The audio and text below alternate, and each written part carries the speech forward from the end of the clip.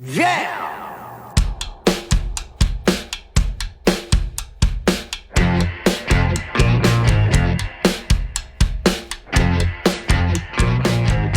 Hey, it's Josh Williams, and welcome to another episode of the One Man Podcast, episode number 80.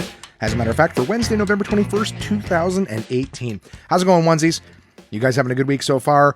The snow is continuing to fall in Ottawa, and it's looking ever so much more like the Christmas season, or the holiday season, if the word Christmas upsets you. And I'm going to start I'm going to start the podcast off with controversy right away. Fucking stupid. I'm not going to get into it. I'm just joking. I've never been a person who's had a problem saying happy holidays. It's not a fucking war on Christmas. You know, just say what works for you. You know, season's greetings. We've said that for years and no one ever got upset. But now happy holidays, everyone's like, the fuck is that? All right. I didn't have a problem when it was season's greetings. All right. But don't bring that fucking alliteration bullshit in here. Happy holidays, 2 H's. Yeah. What are you, a fucking poet? Jesus wasn't a poet. You hate Jesus? So anyways, it's looking like the holiday season. I'm going to turn me down. I'm like fucking hot. I'm blowing the levels right off here. Sorry about that, guys. Of course, Auphonic should take care of that and get us to a point where you won't even notice that. It'll just be me outing myself for my shitty tech skills. Welcome to the One Man Podcast is the point I'm trying to make, guys. Welcome, onesies. Welcome, people listening all over the world. The numbers of the podcast have gone up significantly. Really appreciate you guys listening. Again, it feels quieter and quieter because I haven't received an email in a while. And I know we're all busy living our lives, but we'll get to that a little bit later on. But there's been spikes in this. I got downloads coming in hot from California, from Sweden, other parts out west in Canada. I want to say thank you to everyone who's listening all over the world. You know, China's going crazy. Japan's going crazy, man. I'm big in Japan. You know what I'm saying? So I just wanted to say, no matter where you are, I talk a lot to, Canada and the States stuff. I just want to say I appreciate you wherever you're listening. Thank you so much for being a part of the One Man Podcast. And what's the best way for me to know that you're out there? Well, why not send me an email, right? I'm bitching about no emails. contact@onemanpodcast.com. And you could say, hey, Josh, my name is so-and-so, and I'm listening from boom. And then whatever else you want, or just that's it. You can say hi. You don't even have to, so you can even put it, don't mention this in the podcast. I'm kind of shy. I just wanted to say hi so that you know I'm out there, and that would make me smile. But regardless, guys, I got a lot of stuff to talk about. I did some shows. I did an event called We Day. I went to a comedy show at an arena, doing some liquor store promo stuff for the holidays. Man, I got a lot to talk about. I'm going to try to get to it quick. All right? Because there's all sorts of other fun things that I tell you. I got an idea for a new segment. Can't wait to tell you that. So let's just bang this out real quick, okay? Because I got another show. Last week, all right, I chatted with you guys, and I had a show to do as soon as the podcast was over, and I managed to make that shit on time. Oh, yes, I did. Why? Because I'm a professional, but not a professional. You know what I mean by that? I'm a professional in the sense I'll be there, I'll be on stage, but I'm a professional that I show up half an hour early. I do normally, not last week. So I ran in the door as the show had already started, but I was on later in the show. They knew I was there. I communicated with them. Communication is important in any relationship, including a business one. I don't know why I'm talking so fast. I'm not high or drunk, but I think I'm feeling like, what are we now? As always, I'm recording this on Tuesday, guys. It's 10 to 6, and I would love to be done this by 7:30, which means, like, Josh, are you really planning on an hour and 40-minute long podcast? I'm not planning on it. I'm never planning on it. But do I get there all the time? You bet your ass. Right? Do any of you guys think like I'm an arrogant prick that's just like, this fucking asshole loves the sound of his own voice? I don't. I tell the things that I think are relevant, the things that I think you may be interested in hearing. And I tell you every week, I want the podcast to be 30 minutes. I feel like I have a million things to do, that I don't want to be up late. I'd much rather be masturbating, but guess what? I can't share that with you. It's, there's not enough to go around when I'm all done. Gross. Why would you say that?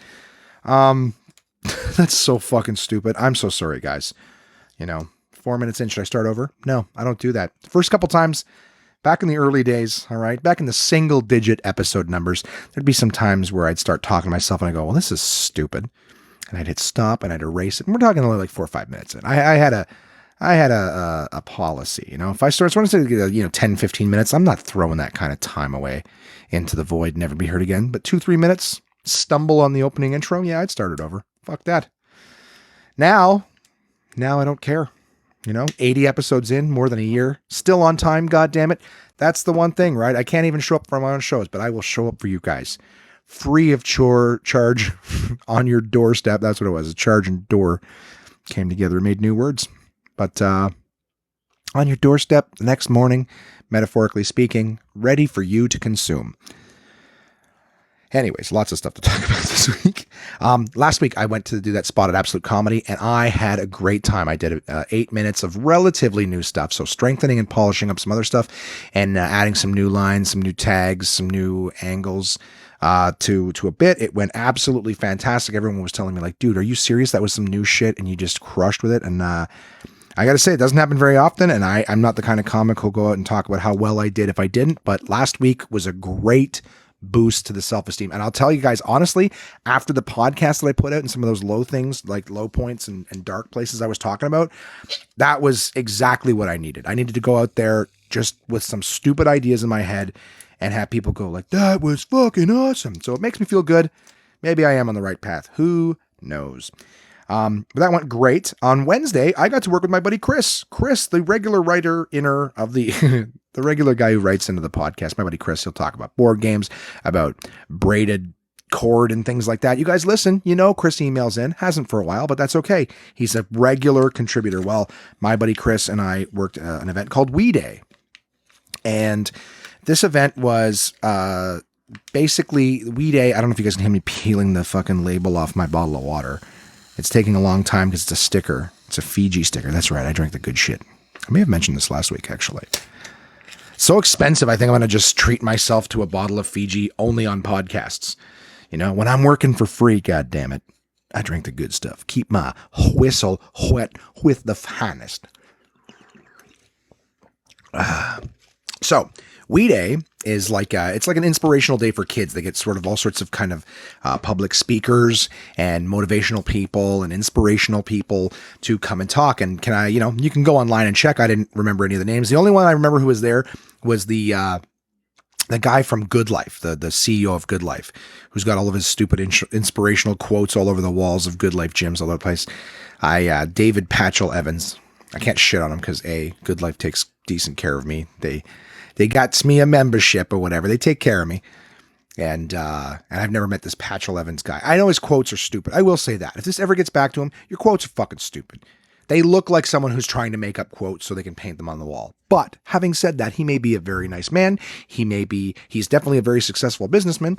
And, he might be a sweetheart. He might be the kind of guy who gives me a big hug and says, Josh, come on out for dinner. Your whimsical tales of day-to-day woes and highs, and entertain me to no end. Come, let us eat fine meals whilst you complain about their minor imperfections. Who knows? I don't know if the fuck this guy lives his life like. But so I went there, and what we were doing was we were doing, I guess we were getting kids engaged in answering questions. So we were working for Ford. I don't know how much of this I'm allowed to say, but I don't give a fuck. If I get in trouble for it, I'm doing nothing but boosting Ford. So Ford's a big partner of We Day, and they have this little, but basically what would happen is, We Day has 5 pillars, and I hope I get them right. So basically it's helping kids be inspired, but honestly inspired to make a difference in their own communities and other communities in the world that don't have as much. So the 5 pillars of We Day are like food, water, education, health, and opportunity. Oh man, nailed them all. So what we were doing, myself, Chris, and another couple of brand ambassadors, we were helping kids get on these iPads, and they would answer a 5-question, quiz. And for every question they got right, they would get a little squishy ball worth $3. And then what happened was they had 5 pillars, actual pillars, with the health, food, opportunity, all that stuff written on them. And then what that has, each ball was worth a $3 donation. They had a $3 symbol on it. And the kids, every question they got right, they got a $3 ball, and they got to put the money in where they just, in which tower they decided. So basically the kids are earning money and then donating to the cause. And at the end of the day, we counted up all the balls, and Ford donates that money to each of those causes, whatever their affiliation is, So basically these kids were answering questions, they were getting money, and then they were choosing to donate the money that they had earned to these causes, which is amazing. And it was funny because they would pick like what's more important to me. Like, oh, I think water is really important. You see these kids put like some of their balls in water and they go, oh, health is important. Like it was really cool. Yeah, like younger kids and all of them very socially conscious and things like that. It was absolutely amazing. I remember one of the sweetest things during the day was like the opportunity pillar kind of had like the least amount of balls because everyone was like, oh, food and water is important, education's important, health is important. So all those ones got them in. And of course, you're asking like a 6-year-old, like, hey, don't you think opportunity is important? They're like, what's that? You know what I mean? Like they don't understand that as much as health and food and water. So, but there was this one little girl who, oh my gosh, so I can't tell you the age. I'm really not that good. I'm like, I know when something's like 4 and I know when something's like 12, but everything in between. You know, I mean, I get a general idea, but I can't nail it on the head. Every time I guess, I sound like an idiot. I'm like, oh my God, look at that 6-year-old. They're like, that's 15, Josh. You're an idiot. Basically what I'm saying is there was this one little girl. She was in the, I would say, 7 to 9 range. And she had gotten like her balls and she was all excited. And then she was trying to decide which to do it. And she saw that the opportunity pillar had the least amount in it. So she took all of her balls and she put them in that. And she goes, that one has the least and every cause is a good cause. So I want to help that one. I was like, oh, it was so sweet. Warmed my heart. You know what I mean? And it was so cool to see kids like giving a shit about other kids and other communities and stuff like that. Like it was a super positive day.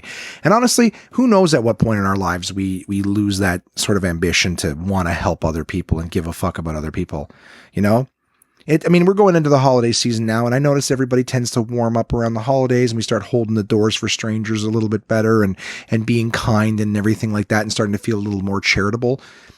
And I know people say it all the time, like, well, why don't we just act like this all the time? I don't know, because we have a fucking budget on it, I guess. I try to be a good dude, but it's nice to see that. And like when you're a kid and you just want to be nice, I don't know what happens to you that shit starts to fucking just fade out of you, or people tell you not to do it or whatever. Who knows? All I know is it was sweet to see like thousands of kids, helping out and donating and being inspired and having a good time and just like all for a good cause. Michaela went. She was there because she had done a project with school. Now I remember Crystal was telling me about this, and I hope I'm not wrong, but she had done a big food drive. So she had with her school, they were getting involved in stuff like that. And she had collected enough, foods for the food bank or another, food cause, to the point where like she won a ticket to go to Wee Day. So she got the day off school and she got to go there. So I got to see her and spend a little bit of time with her, while I was working. So that was really cool. And she did the little quiz and won her balls and stuff like that. But, it was a cool day. Honestly, it was really, really cool. I had a good time with my buddy, Chris. He honestly, for a guy who's never done any brand ambassador stuff, he took the bull by the horns. He was awesome, super positive energy, super good with kids, probably because he's got 2 of his own. But it was great. And we also had a photo booth in the middle. So what would happen is kids would do the quizzes. They'd come over, get their balls. They'd choose where they wanted to donate them. And then they'd get in line. They'd get a photo snap with their friends. And then we even had a printer and everything there. So like they'd all get a picture, with their friends for, commemorative for Wee Day. It was great. It was honestly great. And there was vendors and things all over the place, different things going on. It was a great event to be a part of. Had a great time. My buddy, Rory Gardner, comic, and currently my get to the gym and, stay motivated to get to the gym. One second here.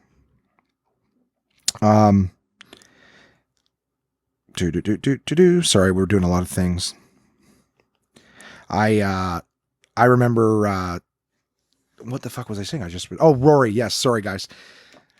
Distracted. I get squirrel things going on. I go, squirrel. So basically, Rory has, like I mentioned last one, he was sort of, chatting with me about, going to the gym and stuff like that. So we went to get the gym, again on Thursday.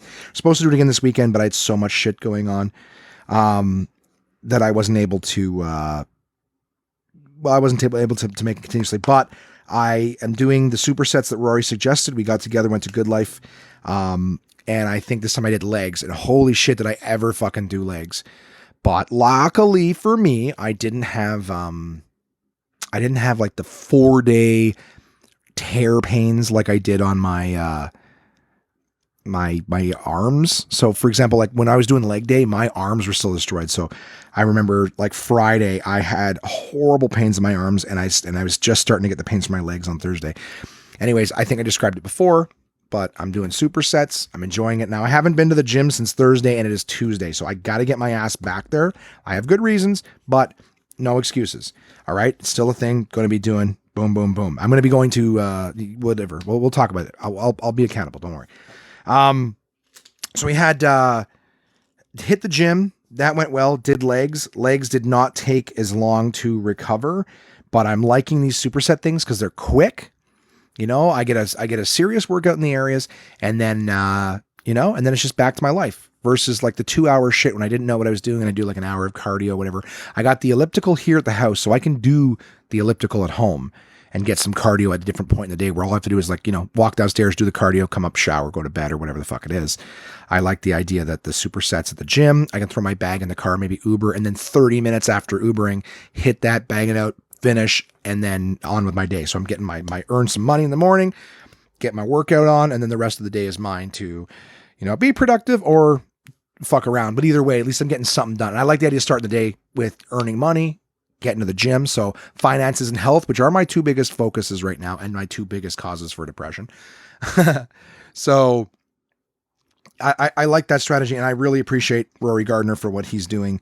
I'm going to see him at the show tonight. So I'm looking forward to seeing Rory and, and figuring out what day we're going to get together next.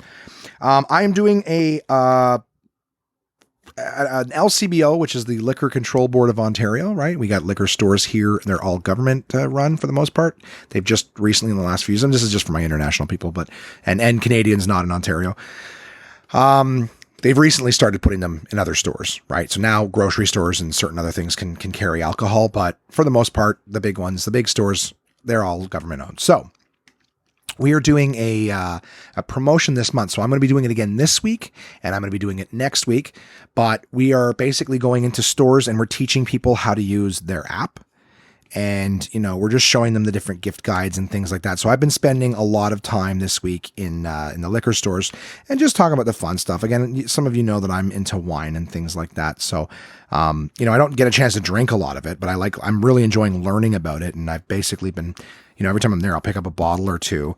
So my collection grows. Vanessa, if you're listening, I still have that bottle of Merlot you gave me sitting right here in front of me. Haven't opened it yet, but, I think as the holidays maybe come along, I might have an excuse. Maybe even I'll bring some with me to Kingston. I doubt it. I fucking won't, because I'm not going to sit around and drink with comics who maybe won't appreciate it. Or at the same time, it feels a little weird to be like, gentlemen, shall we have a bottle of wine? They're like, why? All right, good question. I withdraw my suggestion. So yeah, I've been spending a lot of time in the LCBOs, doing sort of this, the joy of giving, they call it. So, making gift suggestions and wine selection suggestions in the liquor stores, but having fun. They got me dressed like a stupid Christmas elf kind of thing, like wearing cardigans and t-shirts and things like that. Okay. Oh, sorry. Yeah, I'm sorry. I do have to apologize. Listen, there was a little bit of a gap before because I'm getting messages, and a little bit of a gap now. We're having like issues with staffing and stuff because I'm out of town, so they're asking me to help them find somebody, for the few days I'm in Kingston or whatever. But it's like nonstop. Nobody fucking communicates very well. Eh? Like, do you have that person in your life where you'll send them they'll message you, you'll send them a message back and need information, and then you just don't get it from them. They just don't message. You're like, can you just fucking message me back? Holy, like, I can't ship something until I get just a simple answer. What size shirt are you? That's what's going on right now. We're waiting for someone to send us a shirt. They're not sending it. So it's like, all right, well, I guess we can't do anything. Everything's in a shirt. Toronto can't send, whatever. It doesn't matter. Fucking. Just, I think that like one of those things where it's like, if you just messaged me, odds are your phone is still within proximity. Plus, when you message someone, don't you expect them to respond? I'm not a big guy on like, you have to respond to me right away. If you send me a text or whatever, that's fine. But if you message me asking me something and then I respond and ask you something in kind, and it's like, well, what? So you got your answer, but I can go fuck myself on mine. I know it's not necessarily that malicious, but sometimes you're just like, fuck sakes, like what's going on here? Let's do this. Anyways.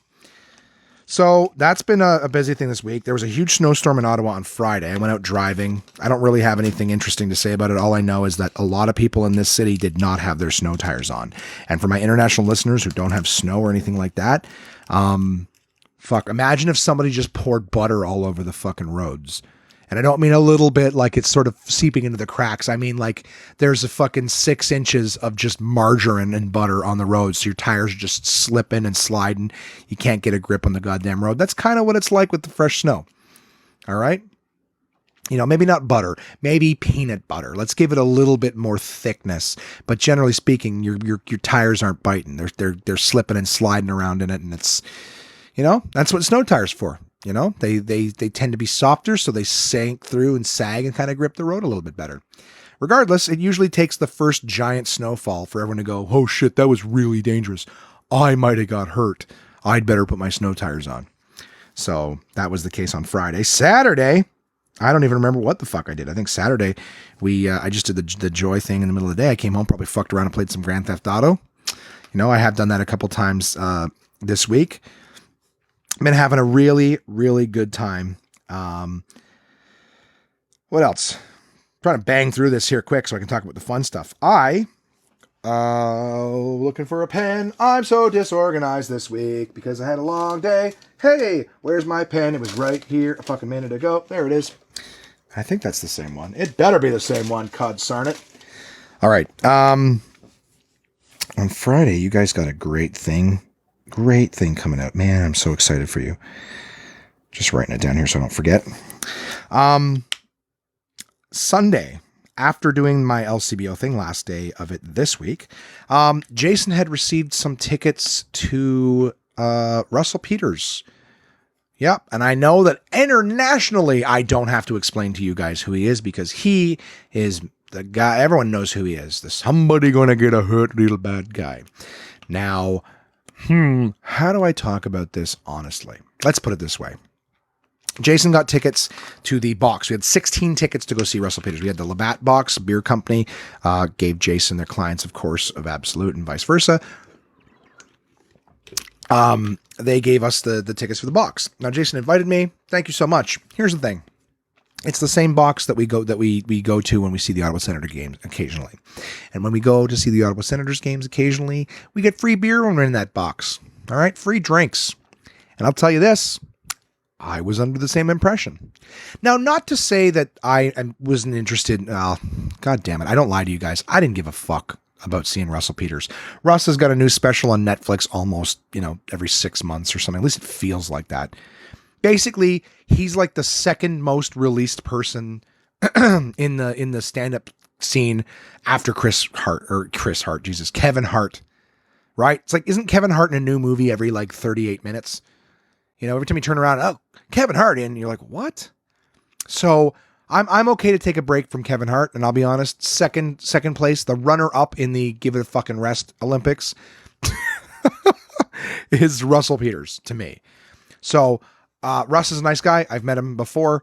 I do think he's funny, but I just don't. I'm just inundated with him right now. So I was like, I didn't give a shit about the show, which isn't super nice to say, but I'm being honest. I didn't care to see it. I didn't give a shit. It was Sunday night.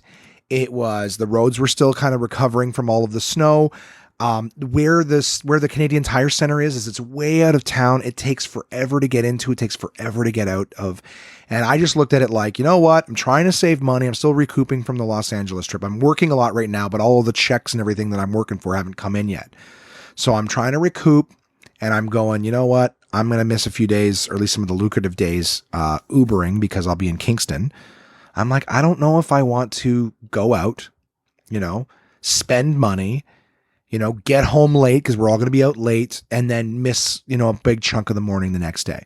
So it's going to cost me money to go out, and it's going to cost me money again the next day by not being able to go out, being too tired. I don't know if I mentioned this, but the beer is not free for Russell Peters night for some reason. So I was like, fuck.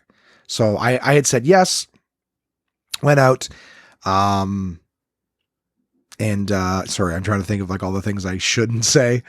Hey, you guys ever see those little mini bottles of alcohol? You know what I mean? Sometimes when I'm in the LCBO, I meet liquor reps who think I'm absolutely adorable. And they go, hey, Josh, here's a bag full of little mini bottles. And then Josh goes, oh my God, thank you so much. And he goes home and he puts them in a drawer. And then every now and again, I think of things like going to the movies or, going to a stand-up comedy show at an arena. And I go, wow, if I don't want to spend the money, wouldn't it be cool if I brought these in secretly? And then when I buy a pop, I could almost mix these into it, thus transforming this mild virgin soda beverage, and transforming it into something of the more fun variety and not of the $12 a fucking pop variety, right? So if one were so inclined to do that, one might think that that's something I have done in the past, even as recently as an event I may have attended, in the not too distant past. So, that's one story I wouldn't tell you guys. And the other is there was I was having a good time that night. I mean, I didn't go insane, but it's just if I'm going to be there stuck for 3 hours, I'm not spending a ton of money, but oh my God, these fancy, metal detectors that they got, don't detect. I mean, I would assume had I done this, that they don't detect the metal tops, and I would confidently assume that they don't. Even if you were to have 7 or 8 on you, all in one pocket, they just don't seem to notice that. I assume. And of course I didn't, I wouldn't have consumed all that myself. I would have shared it with other people there. Which I didn't do because I wasn't there and I didn't bring them. But anyways, it's just in case you're like, why would you, under the assumption, consume that much, Josh? Anyways, we had a fun time. The show wasn't awful. The show was fine. The show was fine, but I never would have spent the money on it. Knowing that the tickets were $100 and something bucks each, never in a million years would have spent that. And, yeah. So again, I'm not trying to come across as negative. There's probably some people who say, "Oh my God, it sounds like a great time." Yeah, it was fine. It was a good evening out, and I did get home at a decent time, and I managed to get out the next morning. So, all in all, it was a good evening. But I just, I don't know why. I don't want to come across as poo-poo. So thank you very much to Jason for the tickets. Thank you for everyone who was super cool, and we had a couple designated drivers who were bringing a bunch of people at a time. So, thank you to Colin, thank you to Andrea, thank you to Jason. I don't know if Jason drove or not, but anyways, it was a good time. And Derek, I apologize. Derek was one of the drivers as well from Kingston. So we had some of the Kingston staff who were, it was great to see them, and they're excited that I'm going to be there this week. So I got to see them again, have some fun, and blah, blah, blah, blah, blah, blah, blah. So that was Russell Peters on Sunday 9. Is that 9? 1, 2, 3, 4, 5, 6, 7, 8, 9. 9 is 9. Notte, that's night, I think. Or noche. Sunday noche. Not important. Okay, so I'm trying to think if there's anything else that I missed that I want to tell you guys about that Russell Peters thing. I was talking shit to an ex-Senators player because he was standing in line behind us, and I was like, dude, you don't even get VIP. You have to stand in line like everybody else to get into the fucking building that you help. I'm like, your fucking picture is up on the wall right there. And he's like, I'm retired, man. I was like, yeah, I guess I don't give a fuck about you. That's how much they throw away athletes when they pass their prime. I'm like, get the fuck out of here. So anyways, I did Uber on Monday. Went great. Actually made a shitload of money because the weather was kind of crappy. And yesterday I had an opportunity to do, I gotta put this thing on it. It's called, what the fuck was it called? Moose McGrath's? Moose McGuire. There we go. Sorry guys, I did these notes up and I didn't get a chance to put everything in them that I wanted to. It's not like even that any of this is important, but I'm trying to plug some of these new businesses that are trying to do shows, man. Give them a little bit of a buzz if possible, and some respect for trying to bring stand-up comedy to my city. I had an opportunity to sit down with Nick Reynoldson last night. Nick Reynoldson was the headliner at Absolute Comedy all week. Nick has performed all over North America. He is recording an album this year. He was a finalist in SiriusXM's Next Top Comic or Top Comic, whatever. Sometimes I think they just tweak the name, but SiriusXM's Top Comic. Great dude, great comic. And we had a really good podcast. So that episode will be available for you guys on Friday. I recorded it yesterday. And And I'm doing a little bit of a different thing with the interviews now. So for the bonus or bonus episodes, whatever, I'm basically going to be giving you guys a little bit of an intro on the bonus episodes. So here's the thing. There's a lot of podcasts out there that will do that. When they have an interview with someone, they'll generally come on, talk a little bit about the nature of the interview, and then go from there. So rather than me going, hey guys, welcome to the One Man Podcast, we got a bonus episode with so and so, and they do this and they do that, and they just hey, welcome to the come out. Like it's just an awkward start for me. So and here's one of the main things that I wanted to switch up to is I do a lot of interviews with people, and some of my guests, I try not to do a bonus episode. I got a lot of comics that I'm friends with, and they're great people, and they're like, hey, we should do a podcast. But to be honest with you, if they're just another comic like me, I want to give you guys some content that actually someone who's kind of has a story to tell. And that sounds kind of awful because I'm sure we all do, but I don't necessarily know what it is, and I don't necessarily know how to get it out of them. So the thing is, like somebody who's maybe been doing it for 3 or 4 years who'd love to sit down with me, if I don't have something that I think that you guys will find entertaining or a particular, thing that I find will make it work, it's difficult for me. But here's the thing too, is I actually have a lot of comics that I've sat down with, comics and other people. And I'm like, you know what, this person is so funny and they've done so much. They're going to be a real great interview. And then we sit down, then we sit down and it doesn't come out. You know what I mean? And I'm not a professional interviewer. In fact, I probably talk way too much during the interviews, excuse me, for an interview, so let the guests talk more. But I get excited. These are people that I like, and I try to bring on people that I like, and I think that you guys will like. But sometimes I just can't get it out of them, and I don't necessarily, the reason I'm talking about the intros is that I'd rather let you know in the intro kind of what's going to go on. Right. So that basically, excuse me, Jesus, I'm doing it right into the mic. I apologize, guys.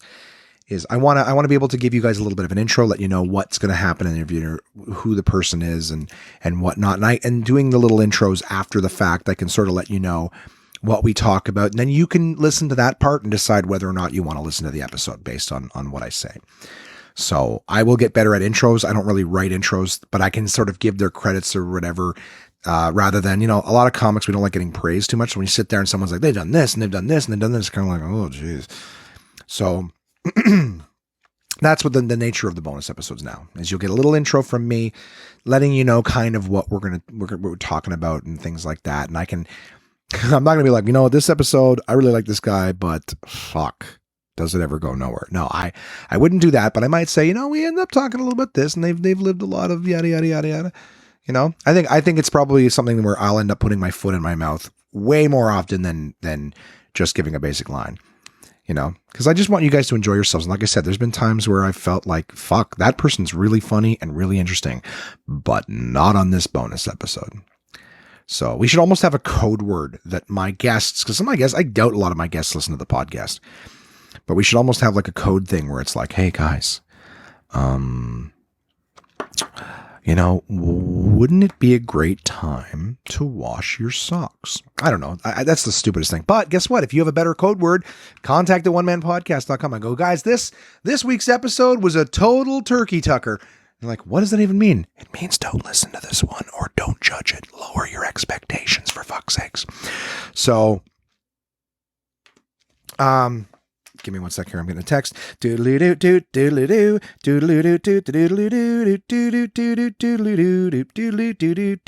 been singing the Leisure Suit Larry song. You know what I mean? I don't know if you guys ever heard of that game, but Leisure Suit Larry was a great, like, old sort of DOS-y kind of, well, it wasn't a DOS game, but it was like back when computers would run in DOS, an old Sierra game. And it's basically some bald, middle-aged dude trying to get laid, but he constantly failed. Everything he tried, he would fail. Some woman would be totally into him and he'd try something and, I don't want to say like the condom would break, like that was it. It was like totally like he would, you'd have to run to the store to find a condom, but then the store would get held up and it was an adventure game. It was like one of those old, open window. Anyways, I don't even know if any of you played games like that, but while I was buying some time returning a text, I sang that song and then you get a story. That's how my brain works. So anyways, I did the show, I did the interview with Nick Reynoldson. Like I said, going forward, you guys will get little things. Contact at onemanpodcast.com if you want to send me a little covert word.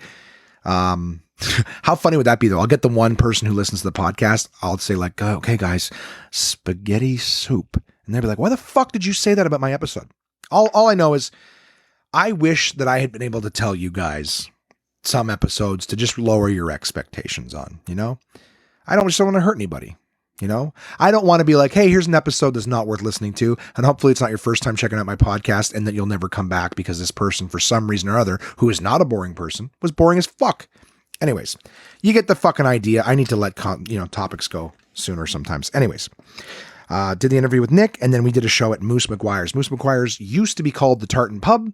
It changed hands. It got renovations, and now an absolute comedy satellite room. Again, it may be. Right now, they're doing shows sort of sporadically. We're going to see how they turn out. Last night was a seemingly sold out show.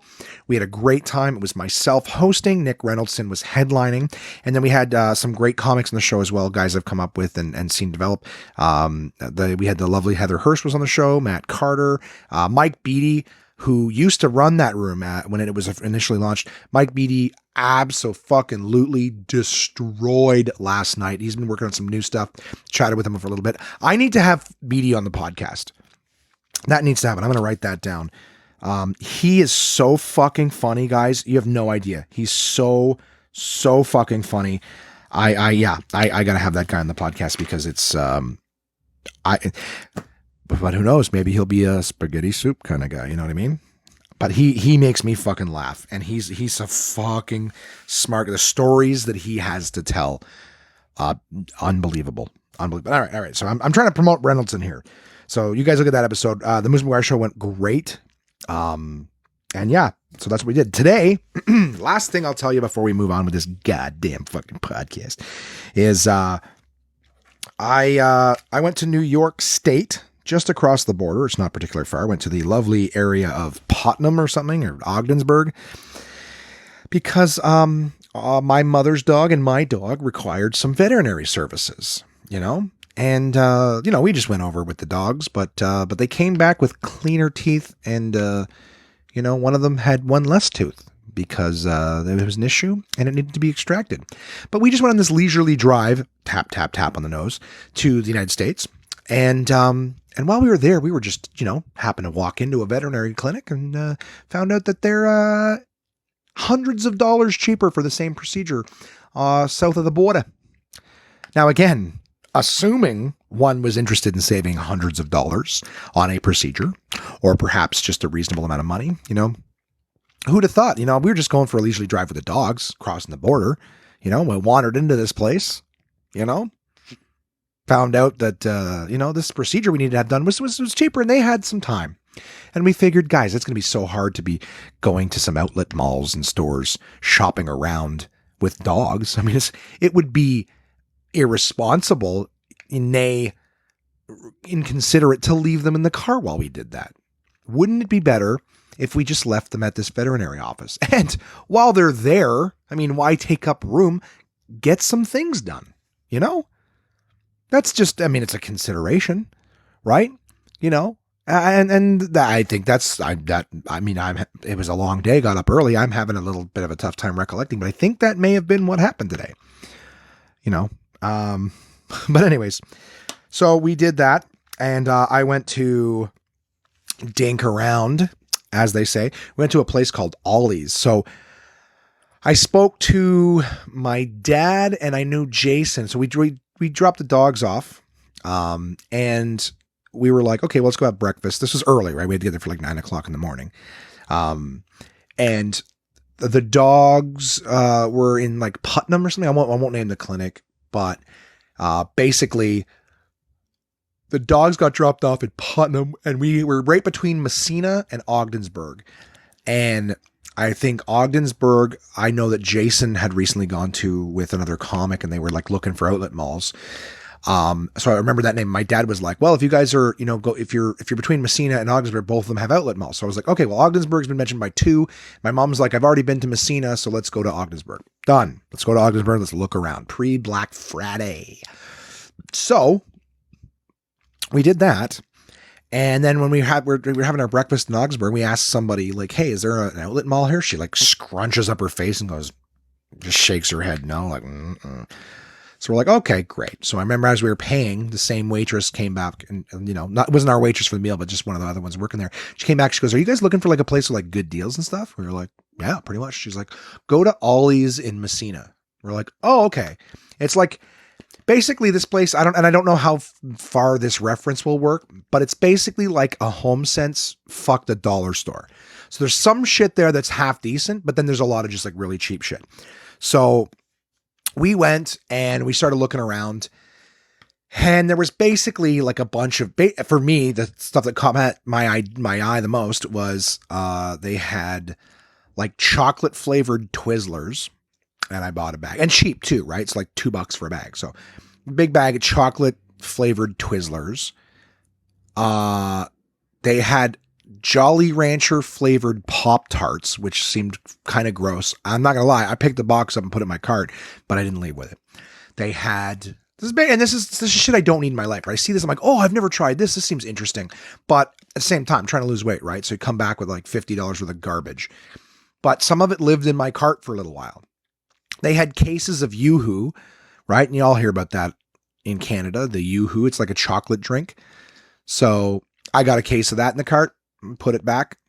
They had peanut butter flavored Snickers and almond flavored Snickers. And they even had an espresso flavored Snickers. And I was going to get one of those. That all went back. They had apple cinnamon toast crunch. I got a box of that. I'm looking at it right now. And then they had like a cinnamon toast crunch kind of shreddies type thing. And I was like, yeah, I mean, I'll fuck that up. Cereal, I have a hard time. I'll fuck that up. But they had all sorts of different weird stuff that, just different flavors of shit you don't see. They had all the friggin', I don't know, whatever. They had a bunch of interesting things there, different kinds of like Kit Kats, but it's basically just junk, right? There's different junk. So I left with like, a pretty good price on a bag of jerky, a couple boxes of cereal, and those chocolate Twizzlers, so blabbity blee, blibbity blap blap blue. I had an interesting day, and then we just drove back. Here I am recording the podcast. So picked up the dogs. Dogs were a little groggy. They were good in the car on the way back. Hour and a half on the road, and here we is. So it was snowing all day. We drove in the weather. It was a lot of driving from, Tottenham to Ogdensburg to Messina back to Tottenham, and then back up to Ottawa. So interesting day. Saved a lot of money. I got to tell you, the procedure, is shitloads cheaper. So if you get your dog's teeth cleaned, just in case you don't know, you got to basically put them out. So you're paying for them to clean the teeth, but at the same time, the dog's got to get put out. So you're paying, the vast chunk of it is the anesthesia, the anesthetization of the dogs. Or I don't think that's how you say it. The dogs need to be anesthetized. I know that's proper. Anyways, who fucking cares? So yeah, and I got a spot at Absolute Comedy again this Tuesday, and I'm hoping it goes as well as last week's did. I think I'm just gonna keep doing it. So here's the thing: I've been spending time, with Crystal, and we were chatting about last week's episode. It's cool. Like I said, I told you guys last week, I'm really enjoying having her back in my life. We're able to chat. And I just mean, we're being good friends to each other,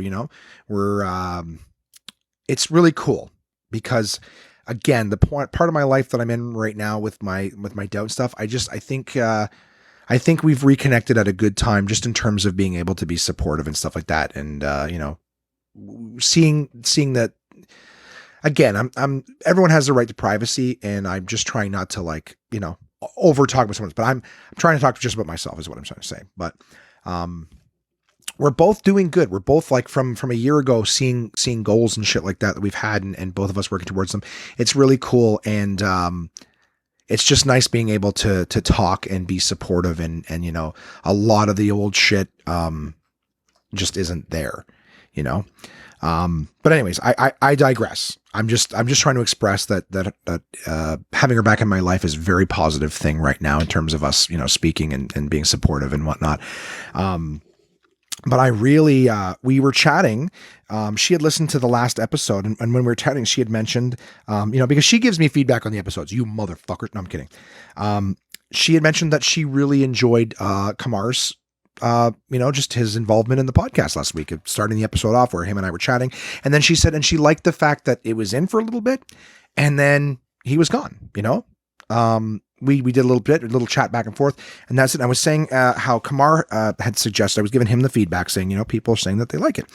And he had mentioned too that he'd like to have maybe a little regular segment on the show where, you just sort of know what's going on with him and this and that, and which I like the idea of, because Kamar's got a great energy.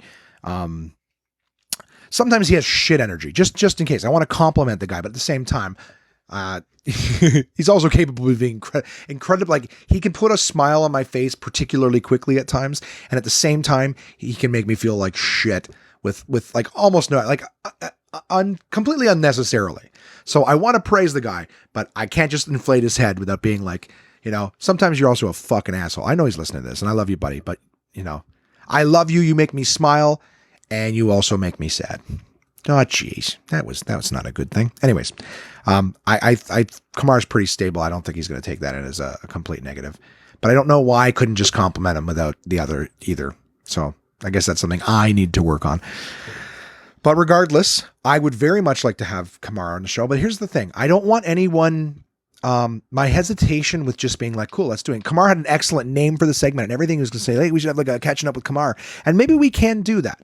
But I didn't want to make it like an every single week thing. Like every week I need to involve Kamar on the podcast, because that becomes one more thing that we have to schedule and make sure it works and stuff like that. I also don't want to give him homework every week and be like, every week we get to find something to talk about. But when I was chatting with Crystal, I was saying there's a lot of people I'd like to chat with, and I'd like to have something, and her and I were chatting, and she actually made the suggestion, well, why don't you just get a hold of somebody over the phone? Like, you don't have to necessarily like sit down with someone. She's like, you can call them on the phone.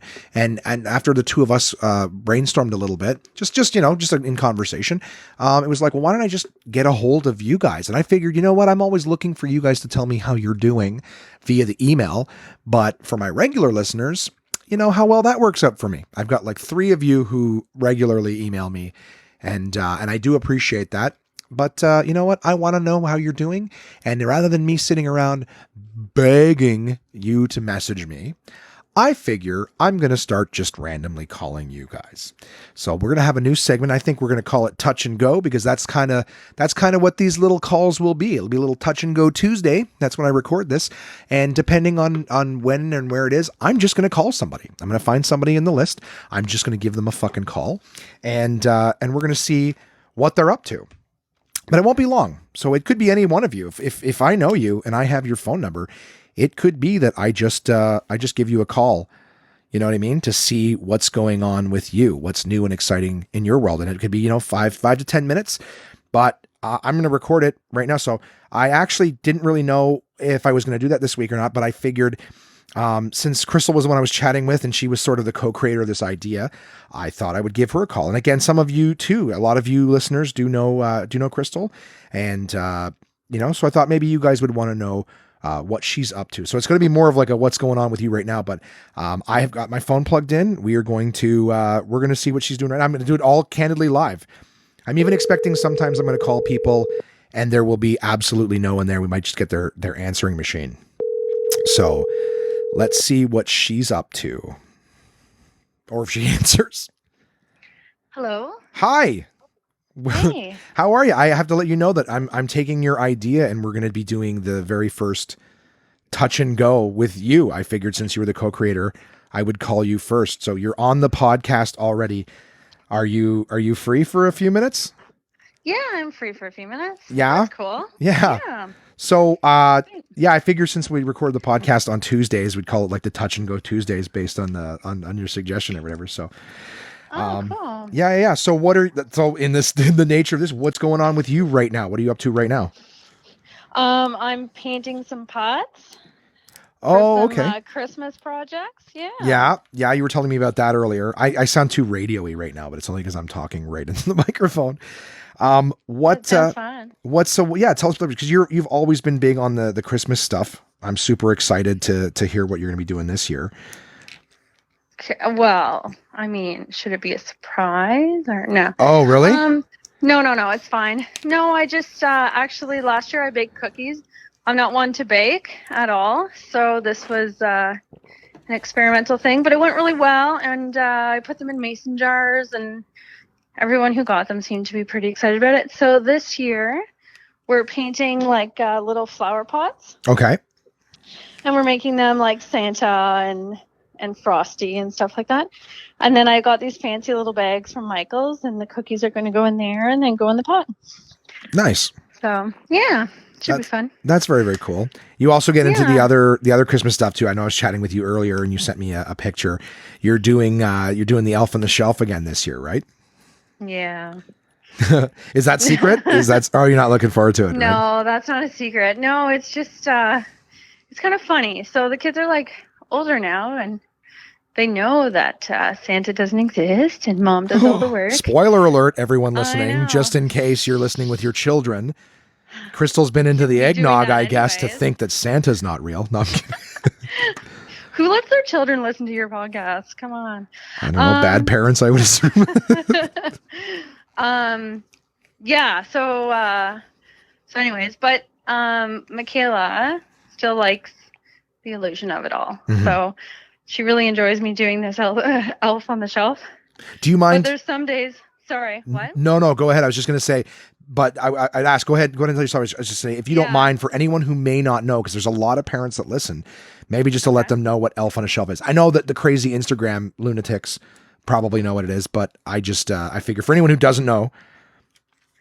It's a magical elf that comes to your house on December 1st, and it keeps an eye on all the children to make sure that they are behaving and stay on the nice list. And he hides in all kinds of different locations, and you have to find him in the morning, and you can't touch him or else the magic goes away. And then he disappears Christmas Eve night. Okay. And so more or less. I was going to say, did you read that off the box?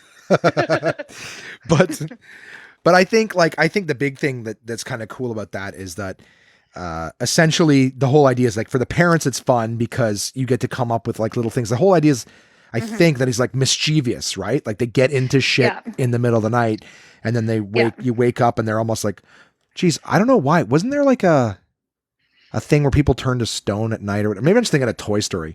That's ridiculous. I'm like, what's that crazy myth? I have no idea. Just that the idea is that like when the sun comes up, he's just frozen again until nighttime. There's no like old children's stories like that. It just makes me think of Toy Story. I think it's Toy Story, yeah. Yeah, I'm an idiot. So no, maybe I don't know. But you get to have fun with it because like you basically you're creating tableaus so that in the morning, what was he up to? Oh, look, he was, what were some of your favorites? Because you came up with a lot of really cool ideas for it. Well, so I've gotten like super into it. Ours is a girl and her name is Jingle. Mm-hmm. And each year I get her. Oh God, I'm going to tell. If you don't tell, I'm going to tell. Jeez. So each year I get her a new little outfit and it's like the kids present to her. So the kids will like leave it for her and then she'll come back and she'll be wearing the little, the little outfit. And then I got this like little toolkit that has little like suction cup boots. And so I've had it like hanging and climbing up windows and things like that.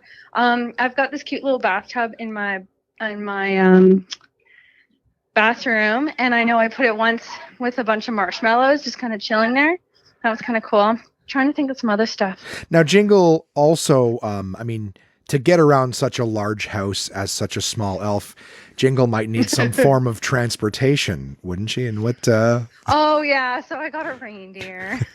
So Elf on a Shelf has many. If you go to now, for any parents who might be like, you know what, that sounds like a cool idea. If you haven't heard of it yet. Oh, it's ridiculous and it costs a lot of money. No, it's not. Okay, listen, it costs a lot of money, but it's because it's exactly, it's popular. So the Elf on a Shelf, they have like reindeer accessory. You can get her at her or him, and she comes in all different ethnicities because Santa is an equal opportunity employer. But you can get them at Bed Bath and Beyond, or Michael's. Okay, all right. You don't have to correct me on my own show. That hurts. No, Or no, I'm just saying. Or I'm adding to your I'm just suggestion joking. only because I just bought something for Jingle today at Michael's. I know you showed me the picture of it, which is so. What is it? Little cutouts? Yeah, so it's like this. Yeah, it's different tableaus, but it's like it's all cutouts. It's like 30 different things. So one of them is like a little donut shop, and she sits in this little donut shop giving you donuts. She's American, then you can tell. Even though she lives in the North Pole, Absolutely. she's a fucking Yep. she's a fried dough sugar pusher. Yeah. It's a little. Everyone knows about Christmas donuts. She's not in a little candy cane shack. There's no real donuts, right? Yeah. So they're just like Yeah. she could have been in a little candy cane shack or a cider, right? Hot chocolate little tent. Now she's in a fucking donut shop. It's just an example. No, I know. I'm just fucking. But It's yeah. funny. So. Yeah. And you've had all sorts of different ones. I remember, like you've sent some really cool pictures where, like she's, some people. I think what Pinterest is a good idea for maybe parents who have never done it before. Would you suggest that? Yeah, for sure. I don't know how to do Pinterest because I'm a boy, but Hey, you've made some tableaus or not tableaus. I made but, one once. I don't know the lingo even. And no, but I made one once, and it was all about a shoot you and I were doing, and I've already forgotten how to do it. But it does work. It does help. Actually, as a matter of fact, recently, what the fuck did I use it for? This is the podcast, by the way. It's always me going, what did I, but I did use Pinterest recently for an idea for something, and I can't remember what the hell it was. But it is good if you're looking for ideas. Like if you're like this, that, boom, pictures. Oh, I used it when I was trying to explain the suits that I like. With the blue suits and the brown. I think I typed in blue suits, brown shoes, or brown accessories, and then boom. So it'll definitely, if you're trying to explain something to someone visually, I think Pinterest is good for that because it's basically just a great way to be like, oh, I need pictures. So like if you Google image something, but sometimes I think Pinterest has a better maybe algorithm for finding that specific niche thing rather than like how Google image will like find one word. You can type in like Russell Peters and like Russell brand will come up and you're like, you just took Russell, Yeah. So it's kind of like, well, usually like within a few pictures, you're already looking at somebody else. And you're like, well, that's not particularly good. Anyways. Yeah, the Pinterest is a good spot to find some ideas for Elf on a Shelf. But the whole idea is like, he watches out, he inspires children to be on their best behavior because he's watching. And then even though he's mischievous, it's kind of funny. Yeah. What a terrible example for children. Right? Be good, because I'm not. So you've already and you're going to be starting. So what are we now? We're the 20th. So you've got like 10 days before you have to put the first one out, right? Yeah. So, but I also do. So we used to do, those little chocolate calendars. Oh yeah. But then was it last year? I think a couple years ago, I started this little scavenger hunt thing. So each day they would get a little clue to where their chocolate or little thing was. So now they love that. So I have to do that every year. So between doing that, doing the Elf on the Shelf, I know last year, I think there was 2 different days that the elf was in the same spot. Oh, really? Oh yeah, totally. And I got called out on it. Yeah, for sure. Oh, really? Oh yeah, totally. Oh, that's funny. What did she say? Oh, she's just like, Mom, you forgot to move the elf. I was like, then go back upstairs. Oh, really? Yeah, because she knows. Well, yeah, of course. That's funny. So, well, what if, yeah, I mean, I guess does she help you pick the locations now, or does she still just like to find what you've done? She doesn't, but I told her that in 2 years she graduates to be the elf mover. Ah, very cool. So that she's got to move it and I got to find it. And she's doing her Instagram thing now too, so she could even share that with her friends, like what she's done with it and whatnot. I'm sure she will. Yeah. Yeah. Well, that's cool. And you guys are, is there anything else going on with you this evening? I know when I chatted with you earlier. No, that's about it. We were going to start preparing to do the tree. But we kind of got carried away with doing the pot. So I think we're just doing that for now. And then our goal is to maybe try and get it done this weekend. Yeah, that'll be fun. We're actually behind. Usually we do it right after Remembrance Day. So. Well, I know last year I've a couple times now I've been like, okay, November tree up, and everyone's like, what about the troops? I'm like, I don't think my tree hurts the troops, but Because it makes it feel. Yeah. It's like when you cook breakfast for a lot of people. It feels better if you're going to put the effort into doing something. You want as many people to enjoy it, and preferably as long as possible. So that's why I do it November Absolutely. 1st. It takes a lot of vision. But Yeah. here's the thing. Simon threw out my tree box last year. No, Yep. really? Yep. He threw out my tree box. What'd you put your tree in? Well, the tree went in the garbage. The tree went in the garbage. Yeah, I had a bunch of the No. lights. The bunch of the lights, like you know how tree Oh stupid my Christmas lights, if one gosh. goes out, they're all out on the string. So I couldn't find what it was. And as a matter of fact, actually, when I finally found one, the glass itself on the light was actually broken. Oh, you So only had that a few years too, eh? yeah. I mean, it was only like $100 Oh, tree. I know my Christmas I spirit don't was know. dead. Yeah. Oh, that's so disappointing. Well, yeah, so I didn't Sorry have to a box. hear. No worries. I bought new lights and I tried to restring the tree, and Yeah. it only had like there's three sections of the tree, and one of them was out, and I restrung the middle section, and then the middle section had way too many lights, so it was Mm. hard to like balance out the lights so they looked even. And then when I like right near the end, I went to put it away, and one of the other sections went dead, and I was like, "Fuck this." Mm-hmm. And everybody in the house too said that they didn't care for a tree. Well, sorry, Simon cared, Oh, but Jason and Kamar were like, I don't give a fuck about a tree, even though all of them really loved the festivities when we were doing the gift exchange and everything. So I'm kind of yeah. like, am I going to go blow? I didn't have anywhere to put the tree, and it got kicked around the back porch in the spring. Yeah. So I'm like, all right, well, throw it out. Nobody cares about the tree anyway. Like no one wants the tree, so why am I Mm-hmm. keeping it and all the work it did? So we just threw it out, and so this year Wow. they're not getting a fucking tree. It's gonna be less Um, Christmassy here. Michael's has a 55% off coupon. I think it's this week. Oh Just yeah. a thought. What if you got yourself a little mini one to put on your desk? I'd like that. I'll totally knock it over just because it's in a sort of like a walking aisle. I know that if I've got something in my hands, like a robe or something, all it has to do is like hook one little thing and it'll fall. Now, I could maybe find a spot in the corner or whatever, but yeah, you know what? I don't want to totally fuck up my Christmas spirit. Fuck the.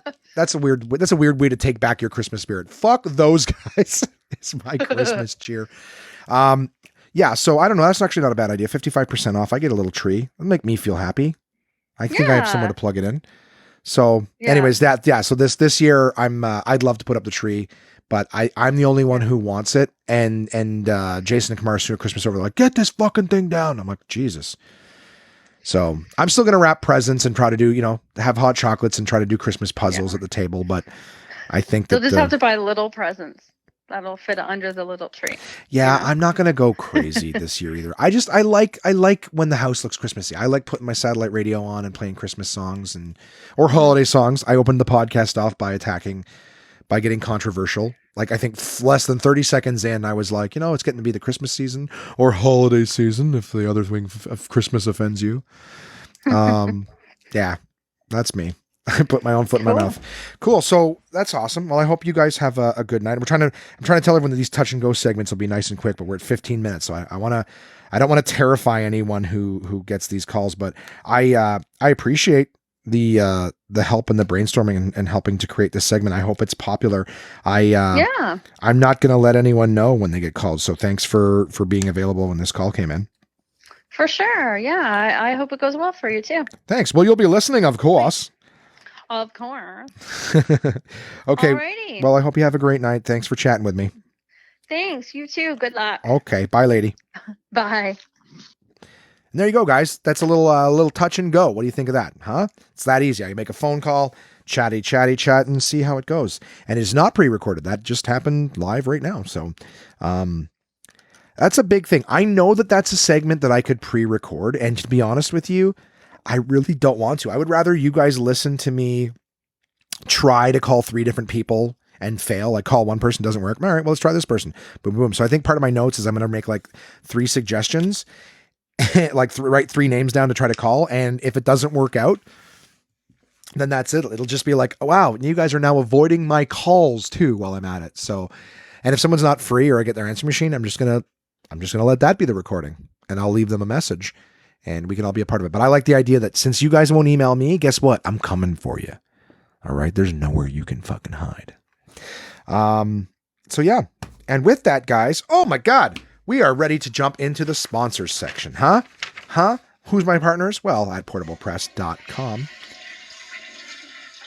you guys hear that? You know what that is? That's me forgetting to unplug the fucking wire from the phone from my calls and back into the iPad. So let's try that again like a professional, shall we? My partners at portablepress.com, Uncle John's Bathroom Readers. This week I decided to, to open my mind and to try to put more, actual information, facts, as one might call it. This week I am reading from Uncle John's Bathroom Reader, Attack of the Factoids. And this one here, I feel like I actually might need my my computer for, because I've decided to go with an article called "There's a Word for It," and the words are incredibly difficult. So I feel like I want to have something that's actually going to be able to say the word properly, because these are really, really hard to say. So let me just pull up the old Google machine here. And Google's not a sponsor, but we're all using it. Anyone who's like, I use Bing, I'm like, well, Google's free. What the fuck's wrong with you? So how to pronounce, and I might actually have to start leaving this in because I have things all the time. How to pronounce, I just want to have the first one ready. Hey, do. Hey, okay, so here we go. YouTube. So there's a word for it. Okay. And I'm going to load this just so it's ready, right? Just a hang time. And if there's a fucking ad on this. Minimophidianism. Wow. I wouldn't have been able to say that. Minimophidianism. Minimophidianism. Minimophidianism. Minimophidianism. If you're not quite an atheist, you may be a minimophidianism, defined as someone who has almost no faith or belief, huh? So that's the first word. What else we got here? If you say it out loud, you can almost guess the definition of abecedarian. Abecedarian. Let's do a. Okay, I'll finish the thing first so I don't lose you guys. So if you say it out loud, you can almost guess the definition of abecedarian. Abecedarian, somebody who is learning the fundamentals of something like the alphabet. So abecedarian. Let's do this. How to pronounce? Hey. Abecedarian. A-B-C-D-A-R-I-N. You have to talk to me like I'm an idiot. Okay, abecedarian. Abecedarian. All right, we heard you. All right, so an abecedarian, somebody who is learning the fundamentals of something like the alphabet. Do some politicians suffer from empleomania? It means an unnaturally high enthusiasm for holding public office. Empleomania. That one, I don't need to search. I'm pretty confident I know how to say that. This one, holy fuck, is this one hard. I'm going to try it, and you guys are just going to laugh at me. Mamichlapinatape. Mamichlapinatape is a look between two people who both want something to happen, but with neither wanting to make the first move. Can you imagine trying to say that? Hey, baby, is it just me, or is there some sort of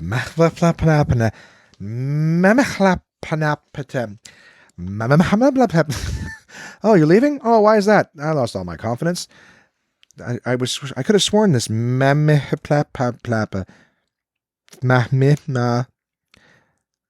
there it is. There you go. This is going to be a good one. All right. And I'm sorry if you don't give a fuck. I care. I want to know how to say the stupid word. Mammal, a pineapple, a pie. Mammal, a pineapple, a pie. Mammal, a pineapple, a pie. Mammal, a pineapple, a pie. Pie's a fun. Is that the one? Mammal, a pineapple, a pie. Mammal, a pineapple, a pie. Mammal, a pineapple, a pie.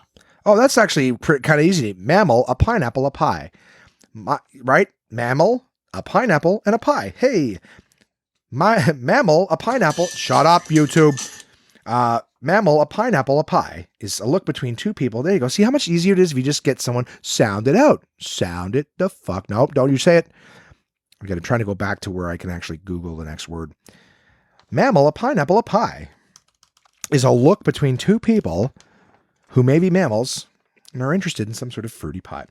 What is a scrogling? A small runty apple left on a tree after a harvest. Wow, is that a scrotum? No, it's a scrogling. A dictionary of Old English defines a spatherdab as a scandal monger who goes from house to house dispensing news. Hey, sir, have you heard the news? Get out of here, you spatherdab. Um, you know what? I'm having fun with this. I'm sorry if you guys don't like it. Spatherdab. Am I sorry? I'm not sorry. Sorry, I'm not sorry. What's the word for someone who's sorry but not sorry, huh? Douchebag? Spatherdab. Spather. Where the fuck? How to pronounce spatherdab? Oh, it's not fucking on here. Well, you know what? It's spatherdab then. Okay, there's 2 left, guys. Not a lot of them, okay? I'm not going to subject you to a bunch of the shit, but don't you, right? Minimophidianism? Mini-affinities, right? Abecedarian, Emplomania. The easiest one I have is also the longest and craziest to look at. Mammal, a pineapple, a pie. Right? So second last one. We got another from Old English. A pilgerlick is a poor, ill-dressed person, an object of pity or contempt. Right? So now you can actually talk shit to someone's face and they'll never know what you're saying. A pilgerlick. What'd you say I licked? Why don't you suck my pilgerlick there, buddy? Right, here we go. How do we say it? Hopefully it's pilgerlick. Pale garlic. Pilgarlic. Pale garlic. All right. So pilgarlic. And then finally, the last one. And one more. A snoker is one who smells at objects like a dog. Huh? What's going on there, buddy? You got a little sniffing going on? You know? No, I got a problem. I used to be a snoker. I used to be a smoker. Then when I quit, my sense came back, and now I'm a snoker. Oh, man, I'm taking in scents like never before. All right, guys, that's Uncle John's bathroom reader. Go fuck yourselves. Portablepress.com. All sorts of great little things like that. Mammal, a pineapple, a pie. Mammal, a pineapple, a pie. That's really going to kill the boner, right? When 2 people are looking between each other and they want something to happen, but no one wants to make the first move. What's up, baby? There's some serious mammal, a pineapple, a pie going on between us. Are you just always hungry? Why? Because I feel the mammal, a pineapple, a pie between us? Just go have something to eat. You're talking funny. Okay. Anyways, so check out their shit. Guys, Absolute Comedy, another big sponsor of this here podcast. All right, Absolute Comedy. I will be there at Kingston this week. All right, you guys are listening to this podcast the same day that I am driving my ass to Kingston to headline, baby. All right, Absolute Comedy. What are we, November? I was going to say August. We're fucking way past August. November 21st to 24th, your boy J-Dub, host of the One Man Podcast, is headlining Absolute Comedy Kingston. Guys, there's great shows going all over Absolute Comedy Ontario, Ottawa, Kingston, Toronto. What do you do? What do you do? How would you even know what's going on? Well, absolutecomedy.ca, of course. Absolute Comedy is the best live stand-up comedy from across North America, with locations in Kingston, Toronto, and Ottawa, Ontario. These comedians have been featured on Just for Laughs, Netflix, Comedy Central, CBC's The Debaters, Jimmy Kimmel Live, Conan, The Comedy Network, and much, much more. Go to absolutecomedy.ca to see this week's lineup. Planning a night out is easy with dinner and show packages available at all locations. Live comedy is a great choice if you're organizing a celebration, fundraiser, company outing, or corporate event. Want the show brought to you? They'll send comedians to your venue with performances tailored to your event, creating a night of laughs your guests will love and won't soon forget. So for showtimes, ticket prices, gift certificates, special shows, and more, head to absolutecomedy.ca. Again, that's absolutecomedy.ca for the best live stand-up comedy from across North America. Oh, and we're back. All right. Who did I forget? Did I forget them? I don't forget them. You guys know they're my special little child. My partners. You know what I'm saying?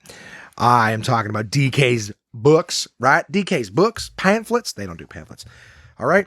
But speaking of remarkable books, like DK's books, we actually have a book this week called Remarkable Books, the world's most beautiful and historic works. All right. So how do you figure out what books are worth reading, right? I'm going to read you just a little inside cover. It usually helps get me started, right? Finding someone who's smarter than me, give a little bit of a description. What is the oldest complete printed document in the world? Which scientific book has defied convention for more than a century? What book sold all of its copies on the first day of publication? Remarkable Books examines more than 80 of the world's most celebrated and historically important written works. So it's not necessarily all books, of course. I'm just adding that in. Spectacular features show why each of the books is considered influential, beautiful, groundbreaking, or thought-provoking. Every title is analyzed visually with annotated details that draw out key elements, setting in it context and enabling you to see it as its first readers would have. Arranged chronologically from ancient texts such as The Art of War, by Sun Tzu, I know that, to the stunning 19th century, Audubon's Birds of America. Entries explore each title both as a historical artifact and a vehicle of change, illustrating the impact the books have had on history and culture. Oh, Jesus Christ. I fell apart in that sentence. Birds of America entries explore each title both as a historical artifact and a vehicle of change, illustrating the impact the books have had on history and culture over the centuries. So this book is pretty fucking spectacular. It's a nice big hardcover, lots of illustrations, as of course DK is always known for. But I've really enjoyed learning about things that, like I know about the Art of War mostly from quotes and little pieces of pop culture stuff, but there's sections in here on the Dead Sea Scrolls and images of the Dead Sea Scrolls, which I really liked. And it does come through history chronologically, right? So you're going to see, sorry, I've got the mic hanging over me. So the book is so big, I'm whacking it into the mic as I play around with it. They've got the Doomsday book in here. And again, I really kind of like the idea because if you do a top 10 or top 20 or top 50 best books to read, they're probably not going to have things like the Dead Sea Scrolls in them. You know what I mean? You're going to get books, but there's stuff by, the Codex. Oh God, I can't pronounce this. The Codex Lycitor. I've already put the laptop away. Don't worry. I'm not going to make you listen to it. This one here, the Epitome. It's spelled exactly like epitome. So I don't actually know if it's called the Epitome or if it's called the Epitome, because I've heard people say both, but it could just be dumb people, right? We have a lot of really cool books in here. I'm just looking at the discoveries of witchcraft is in here too, which is super cool. You know what I mean? To see all of the different things that they have. I haven't finished it, guys. I have been doing a lot, but I loved reading through it and just sort of, what I'll do sometimes with these books is I like to bounce around in them and start with things that I know and see sort of how they write them up. So I can, I guess for starters, as a barometer for myself, is be able to see them and go, okay, now did they do it justice? Because I know this one, right? So I kind of want to know, like, I mean, very rarely do I not like a DK work. Very rarely. It does happen, but I find that their larger stuff like this is usually done masterfully. So I kind of like to read first and see something that I know and see what they say about it.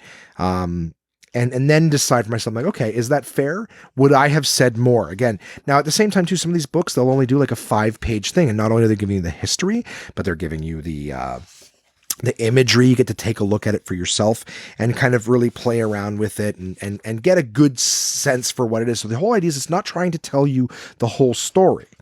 All right. But if you're somebody's like, why are there books that are considered such masterpieces, so historically significant, things like that, you'll get an idea for them. And then, it's basically an incredibly elaborate, top 80, top 100 kind of book. Is here's some things, if you really consider yourself cultured and you really want to be the kind of person who knows, the most influential things, I'll give you this one. Here's a little shout out to the lady herself who I was just speaking to, Crystal. Crystal is a big fan of Alice's Adventures in Wonderland, and that's in here, Lewis Carroll. So it's significance as well, right? So you might think, well, why is Alice in Wonderland? Well, it's a pretty fucking acid trippy kind of book, right? But it's a lot of imagination, a lot of things in it, and they talk about special prints of it and the inspirations and things like that. So all I could say, and again, I'm getting the feedback from you guys. Here's what I want to know. And I'll be honest with you, because I do love DK and I love talking to people about them. Again, the roommates and people come over, I show them the books that DK has sent me, and I really do love sharing it with it. I'm kind of in a spot where I don't really know. I'm not a good, I'm not a professional blogger or reviewer. So what I do is I read it and then I tell you guys what I think of it. But I worry sometimes that maybe I go on too long, but then sometimes I worry that it's not quite enough. So I love them as a partner. At the same time, too, I actually really appreciate the fact that whatever it is I'm interested by them, they're more than happy to get it to me as quickly as possible so that I can enjoy it and that I can talk to you guys about it. So I just want to do right by them and truthfully, at the end of the day, just share with you guys my love of these books. So the Remarkable Books one is cool because, again, as I read more and learn more, I do want to be cultured. I want to be that guy who's like, hey, did you see this week's YouTube video of this, and did you watch this reality TV show? It's like, oh, also, did you happen to read that book that is so influential in our society today? I don't read, but did you see the fat kid on the bike fall off the back of the pickup truck? You know? So anyways, I've had my eye on remarkable books for a while.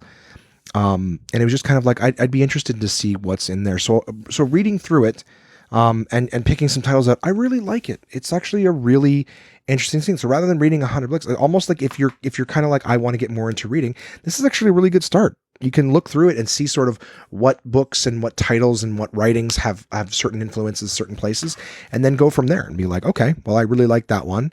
What else should I read? So remarkable books. Shit, I put it too far away to read the side. It's actually a beautiful cover too, guys. Check it out on Instagram, Facebook, all that. I've got the postings of it there, or at least I should have it in the next couple of hours there. The world's most beautiful and historical works. So take a look. They got everything. They got a bunch of Shakespeare stuff and Leaves of Grass and shit like that on there. So have a peek there. Have a peek. Okay. Remarkable Books by DK. That's my sponsors, guys. Thank you so much to my sponsors. I love that you guys are out there. I love that you do what you do. Keep doing it. Keep sending me the stuff so I can give a simpleton's view on magical things. Coming up this week, guys, I am supposed to be doing a fucking kangaroo ride tomorrow to Kingston. I'm going to wake up in the morning and I'm going to try to get Ubering done. I got to get laundry done. I know, what else do I have to do? Guys, it never ends. It never ends. I try to put my phone down, but then someone will message, and it's usually important shit. So I don't like to do it in the podcast, but ever since I was like, oh, I can just put it on silent, it's a horrible thing. And you might be like, well, if you're at dinner with somebody, you would ignore your phone. Yeah, I'd try, but I got to tell you this, now that I have the Apple Watch, I'm doing very well. Now that I have the Apple Watch, I get notifications on my wrist. So there's a little buzz and immediately it'll tell me who's messaging what. And I'll see a couple keywords and go, fuck, I got to get to this. So getting back to tomorrow, I'm going to be driving Uber in the morning, come back, pack, and then hit my Kanga ride up. But here's the thing. I haven't got anyone booked for the thing. And I remember last time I told you guys I had an issue where nobody booked. I tried to cancel. It wouldn't cancel. And then the next morning I had 3 people booked through Kijiji and 2 people booked through Kanga ride and not enough fucking seats in my car. Luckily, it ended up working out. 2 people from Kijiji didn't show, and then we just crammed everybody in the car. So we got everyone there. I had someone else try to join. Anyway, whatever. Long story short, I'll be doing that. So hopefully, I'll wake up in the morning and I've got a car full of people who are throwing little monies my way to get their asses to Kingston. And then I'm in Kingston. I'm going to try to Uber in the mornings in Kingston, but I don't expect it to be anywhere near as busy as it is here in Ottawa. And secondly, I'm headlining, man. I'm headlining. I do 45 minutes every night, talking to the crowd, telling new jokes, having a great time, being a stand-up comic. And really, I'm going to use every opportunity. I got 2 great comics, Leonard Chan and Paul Balut, who I'm going to be with. I can't wait to see those guys. Paul is a good buddy of mine. We've worked together so many different times in different cities and stuff. I love that guy. He's so much fun. And I cannot wait to see him this week. And Leonard Chan, I've actually done a few shows with. He's a great comic. I haven't been too close, but the 3 of us are living together for the next 3 days, 4 days, 5 days, 4 days, 4 days. So that'll be fun. I got to get my shit together for that. I'm going to be doing some of those LCBO things this week. I'm still trying to figure out exactly how many of them I can do, and if I'm going to be able to do them. But again, all that shit's whatever. Who cares? It's fucking bullshit. So email contact@onemanpodcast.com. I would love to hear from you, but guess what? If I don't, too fucking bad. I'm calling you. And I might even stump for some of you who think, well, you don't have my number. Well, guess what? I might have you on Facebook. I might fucking Facebook video chat you. As a matter of fact, Facebook video chat is even better because we actually can have a more intimate conversation looking at each other, So I might try to fucking FaceTime you. But either way, touch and go, that's happening. All right. I'm going to be touching and going with you guys. So the first one was like 15 minutes long, but I'll try to make it shorter. I just kind of want to know what's going on with you. Find you, chat with you, maybe little mini interview sessions. I can do them from anywhere. I don't care. You don't think I'll spend the fucking roaming if I'm out of the country? Yeah, I'll roam. I'll roam your ass. You're worth it. I will invest in you. But if you decide, you know what, I'll just send you an email, leave me the fuck alone. Well, guess what? I'll tell you, that's my deal to you. If you send me emails, why am I threatening you? I got to bargain with you. It doesn't fucking matter. Because I know I'm going to call Chris sometime soon. Chris will be on the news. I'm going to call Red. I'm going to call Tiff. All right. I'm going to be checking in on you guys. Right. Touch and go. I'm going to touch and go. I've used the term checking in, but there's another podcast where that's literally how it's opened. With, hey, I'm just checking in on you. I don't want to steal that. Not that I'm stealing it, but I don't want to be accused of stealing that. So we're touch and go. That's the terminology that I use with people when I'm texting, but I don't quite have an opportunity. You know, it's just basically, hey, we're just touch and go. You know, send me a message. I'll send you back when I get a chance. Are you cool to touch and go text? I'm good to touch and go text. All right, cool. Well, that's what I'm doing. I'm touch and go. Basically, just checking on you real quick. You know, see how you're doing, and then take off before I affect your life in the negative. So I'm looking forward to that as a new segment.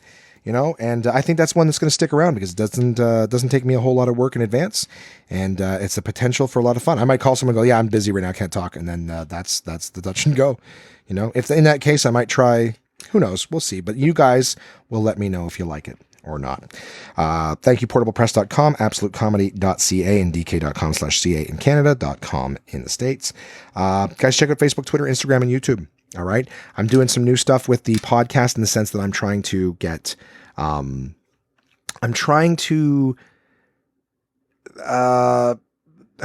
there's some complications with music, right? So even though Monkey Junk is amazing and they've given me permission to use their song, I have written permission. I can't post anything with music. Facebook mutes it, or YouTube tells me that if there's any kind of monetization that happens with the channel, that's going to go to Monkey Junk's production company, their producers, their label. So I'm like, okay, well, I use like 2 minutes of their song and I talk for 2 hours. So that seems reasonable that. So I'm trying to do things a little bit different so that the podcast is recorded independently of the music and then the music gets added afterwards. I didn't want to do a whole lot of post-production, but since it kind of happens with conversion and auphonic and, adding in little things here and there later on. And of course, if I'm doing intros for episodes, there's going to be fucking post-production. It's just part of my life. So I may as well just make a version of the podcast that's audio only so I can put it on YouTube. YouTube is like in episode 20 something, so I'm way behind posting episodes on YouTube, but hopefully I can start doing that with no music, no audio, like no audio in terms of shit that they're going to bitch at me about. And maybe I can turn my channel into something a little fucking profitable. All right. But I will ask you guys, if you're listening to this somewhere where you're not subscribing or you're just streaming, whatever, give it a subscribe. All right. It helps me out. I can get, I appreciate it. It draws more people. The more people are downloading it, the more it gives attention to the podcast on different things. I've applied to be on Spotify. So your favorite one-man podcast will be available on Spotify soon. Hopefully, I'm waiting for the approval. And leave a review. If you're on, podcast app, iTunes, Google Play Music, Spotify, Stitcher, any of the ones that we're on, Blueberry, try to just give it a little 5 stars and be like, hey, Josh, yay. And that's it. Just something simple. Again, it helps drive more traffic to the podcast. I'm loving that this is being downloaded. It's been downloaded in over 50 countries, guys. That's fucking awesome. I don't know if anyone's listened to it. It could be robots that are downloading it just as ways to try to steal my information. Who knows? I might be incredibly ungrateful for this someday. But in the meantime, I'm happy. I smile ear to ear knowing that my voice has been in more countries than I ever will be. So thank you for each and every one of you that listens. You know that I love you guys very, very much.